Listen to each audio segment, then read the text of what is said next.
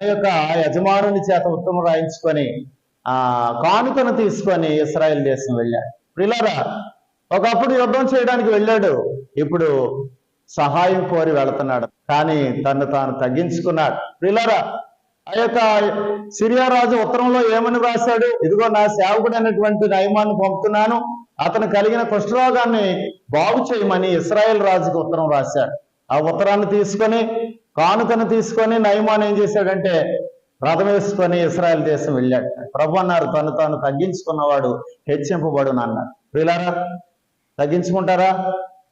సహాయం కోరి శత్రువు దగ్గరికి వెళ్ళాడు నయమాను. ప్రియులారా, అక్కడ దేవుడు ఉన్నాడని, దైవజనుడు ఉన్నాడని, తనకు కలిగిన రోగాన్ని బాగు చేస్తాడని అతడు నమ్మి ఏం చేశాడంటే అక్కడికి వెళ్ళి, మన జీవితంలో కూడా మనము తగ్గించుకున్న వారం అయితే హెచ్చింపబడతాం.